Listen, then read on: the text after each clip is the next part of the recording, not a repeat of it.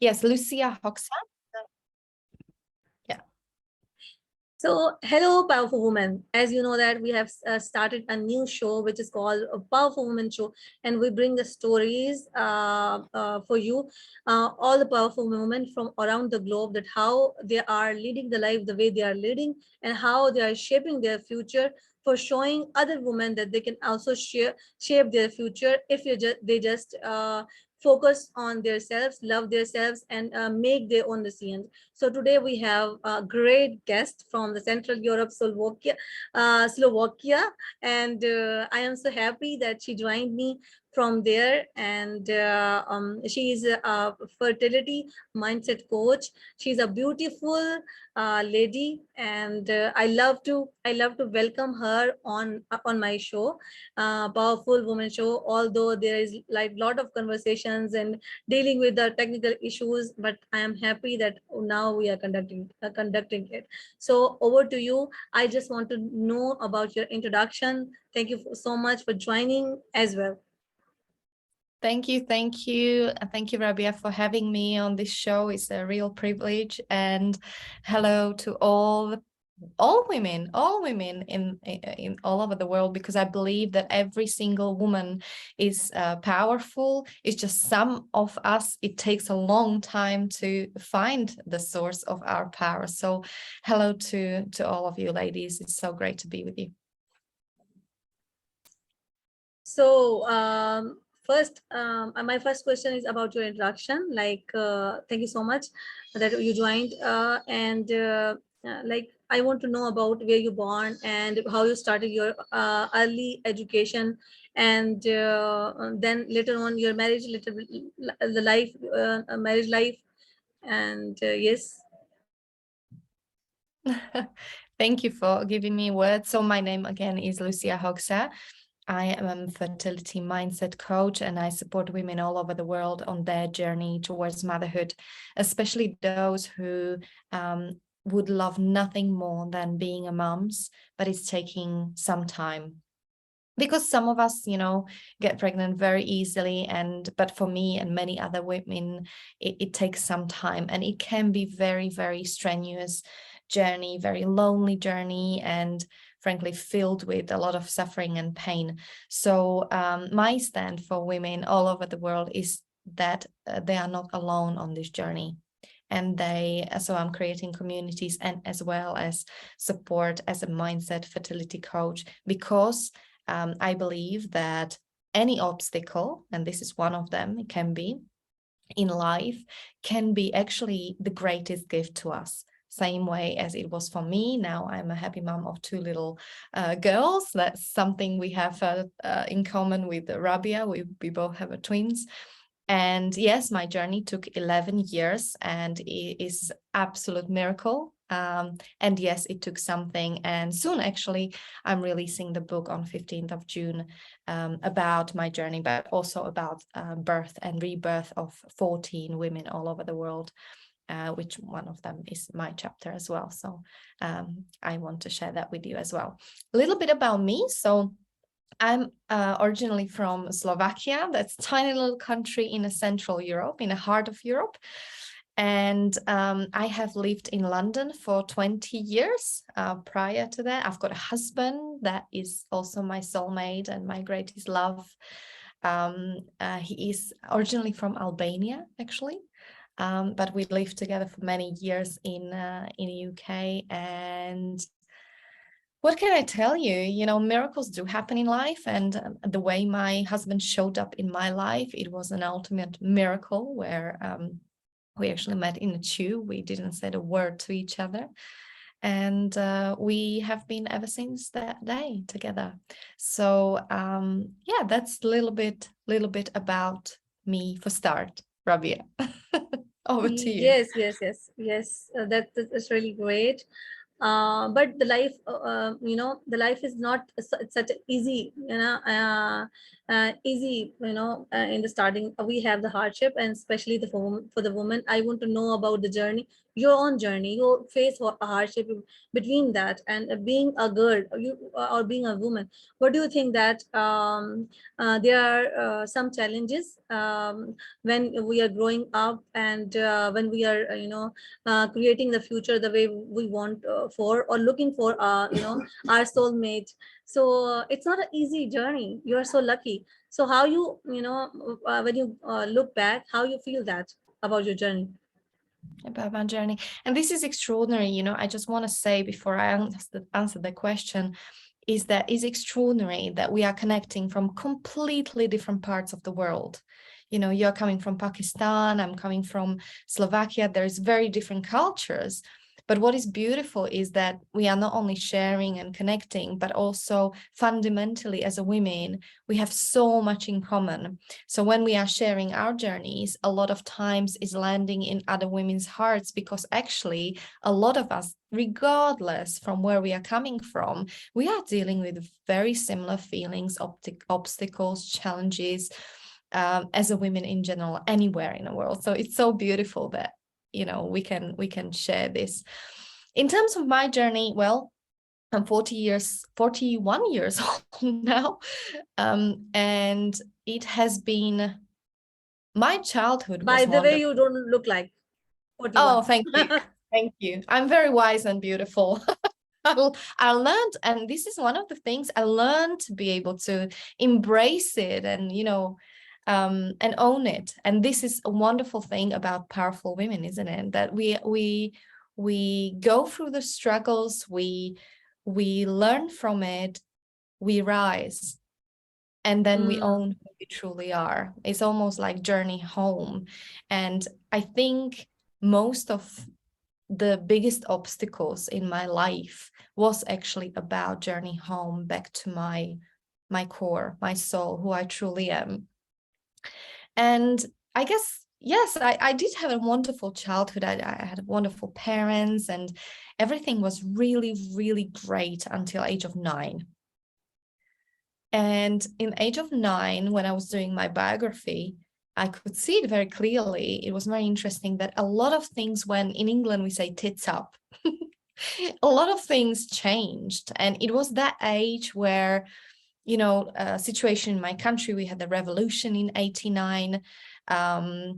There was dynamics, culture, well, sociologically dynamics between people, relationships, like it really affected, us going from communism to capitalism. It shook a lot of families, and that it had a big impact. But also inside my family, there has been a changes that really impacted the way I felt about myself as a child at that time.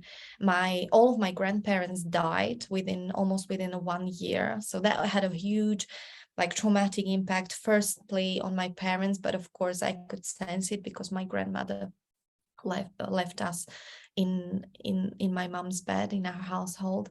And so a lot of things changed, and mostly what impacted me was my relationship with my mom, because my mom, impact of all of that, what was happening and more inside of the family, she, the wonderful woman that she was, saving everyone's lives. My mom was a medic, but not only physically, but she was saving people's lives in terms of, like, how I do it, I would say, like, their souls, like, she was always there for everyone, but she unfortunately wasn't able to be there for herself. And so that had a great impact on my upbringing as a little girl, as a young woman, observing my mom being a victim of the circumstances. And I was just, there was an age of 15 where a lot of other things been happening when I left my parents' home, and my dad presented it as an opportunity. I started playing in theater, but really he just didn't want it to be at home when my mom is going to die. So because she was very poorly by that point. And by the way, my mom is still alive. It's a miracle. I saved her life like 6 times, I think, 6 times. First time when I was 3 years old. So all of that, shaped my life. When I was 18 years old, and then when I was 21, I got married to an English man. For 10 years, we've been married. The marriage didn't last. It was again, I wouldn't change anything. It really shaped me. But the truth is, I had to run away from this marriage twice. And actually, for some time, I was even homeless on the street. So, I tried. The story is very long, so I'm just giving you little snippets. But I did That's have okay. the moments in my life where I guess I did hit the rock bottom.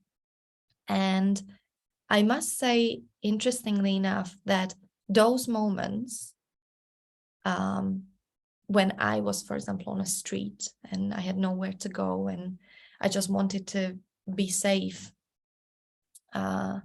that was my priority at that time, and I managed to do that,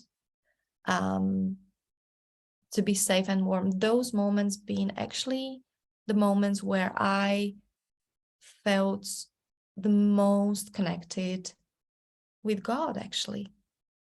That those are, and I'm still being moved by that, because I remember, someone would expect that I would be scared and I would be lost and I would be worried about the future. But actually what I felt in that moment, that night, I remember first night, I put all the clothes on me so I keep warm. It was 13th of December. And, I remember that night, I had this, something was speaking to me, something that was higher than me.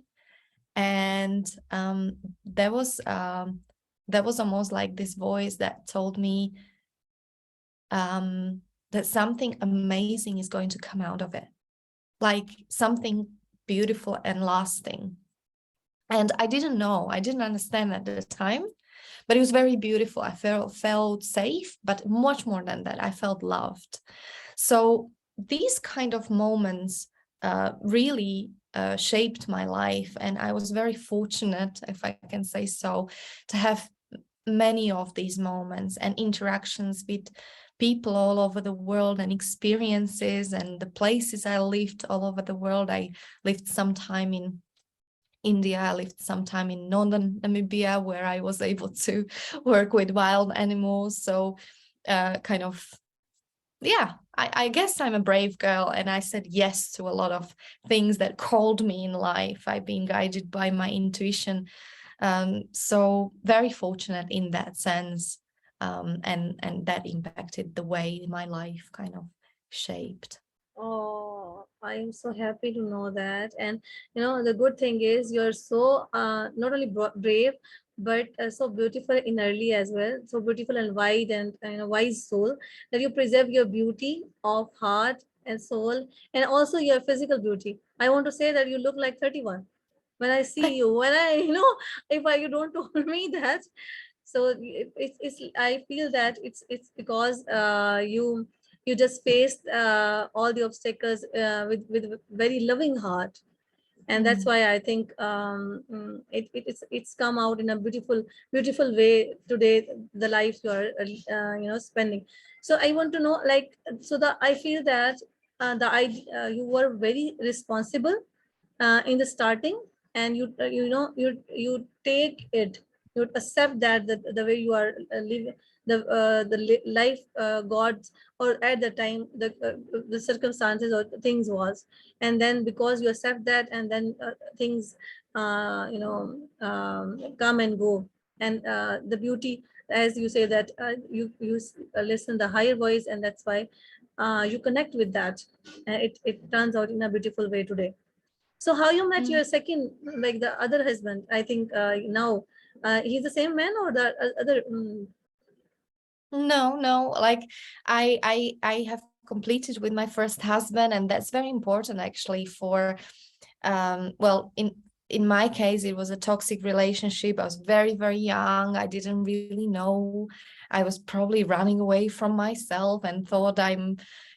I'm going to have a better life in England. I'm very honest about it. And I found a man my first husband, who I really didn't know who I am, if I'm very honest. Like in that age of 21, I didn't ask myself questions that I asked myself later on in life. So that, and it was perfect, because it actually, that relationship really taught me humanity, to be humble and to rise. And then my second husband, Bloody, who I'm with now, who we have these beautiful daughters with, is that we met very unexpectedly in the tube, in London train. And everybody loves this story, because the truth is it was Olympic Games in London happening at that time. And I was doing this charity event called Yoga for Africa, where I was raising money for orphans in Uganda. And that event became very big. And I never thought of myself of someone who is leading such a large event, where, you know, the email was going to Houses of Parliament, and, you know, it became very big. And I was always thinking of myself as little me. So I was quite scared, if I'm honest. And in that mode, I went in a tube, and I was almost tearful, because I was frightened. Like I was like, oh my God, how am I going to handle all this? And I was sitting in that tube and trying not to ruin my makeup, because I went for an important meeting to Indian embassy.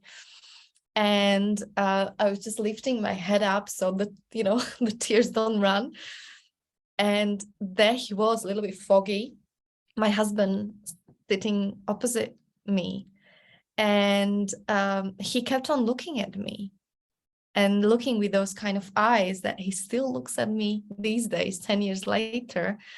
And I don't know what it was, but something again told me to give him my number. I don't ever do these things. I never done it before, and I never done it after, but I done it in that moment. And it was very interesting that in the moment, and this is how destiny happened, girls. I think this is great example.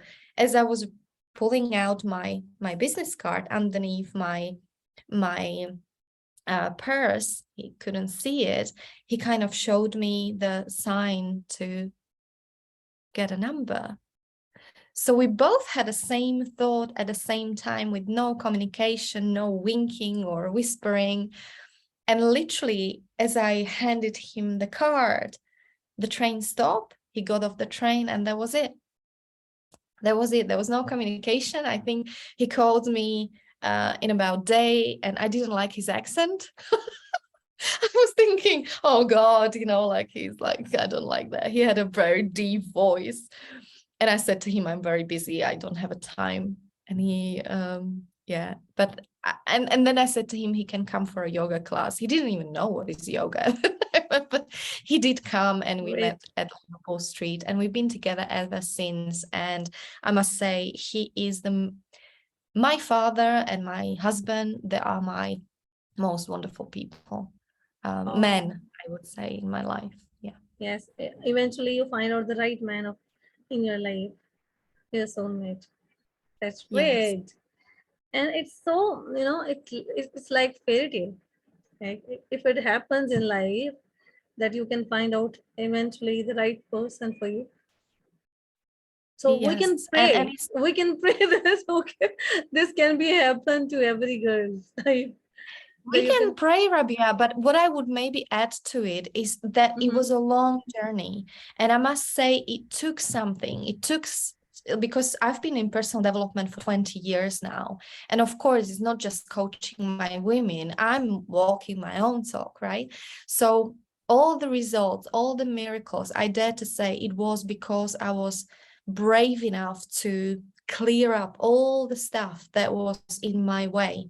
You know, things that hasn't been serving me, because we cannot influence the circumstances, right? Like we can fight them, it won't get us too far doing so. But when we look, you know, inside, like, what is it that I, you know, am attracting this kind of man, or what is it that this pattern is repeatedly happening in my life over and over again? Or what is it with my mindset that I want a baby so much and it's just not happening? You know, I think is very important if we want to move forward and do, you know, have the quantum leap, so-called, in life, in area which has been historically not happening for us, whether it's relationships or baby or something we really desire.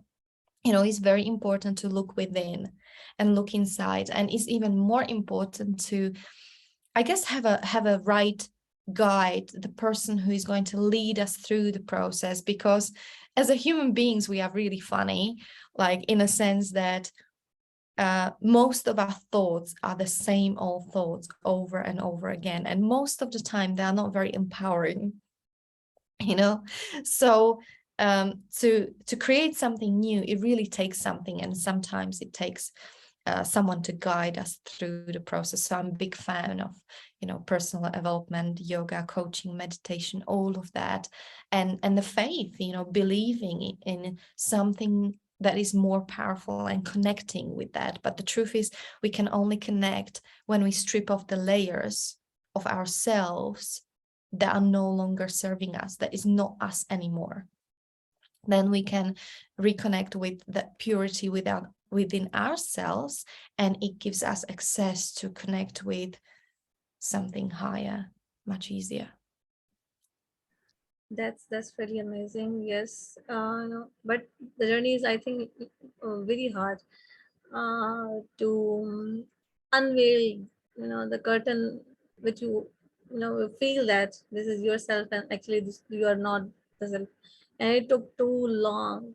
I thought that the work that I am doing today, if I know earlier the the things that I am doing today, it's so fulfilling, the all the work that I'm doing today. So I feel that if I know it when I was studying in the initial days, I think I can do far better. I can do much better. But I think that eventually you will know what is God preparing you for the journey that you will have it. So I want to know. I am a little bit curious actually. So you said that now you have twins, and we also have twins. My sister-in-law, she's the younger one. She has the twins. So one Arham and Zara, told you. So I want that, like, you told that you started teaching women uh, the fertility mindset, like how they can have a baby with a what kind of mindset they can. So this, how you started this journey, and and I am curious about this question, is that the twins that you have today, it's like after getting your the person, your soulmate, you waited for 11 years, or you're just collecting, you're counting the other total journey. So I'm a little bit curious. Yeah, no, it's great question. Not many people ask me this.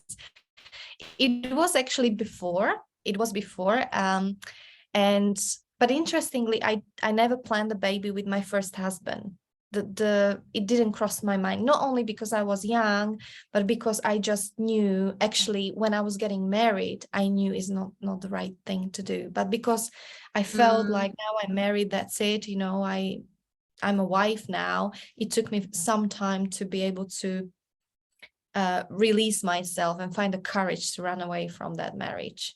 So I can resonate with a lot of women who are, in abusive relationships, because it's actually not easy to set yourself free. So But some. your question, yeah. Mhm.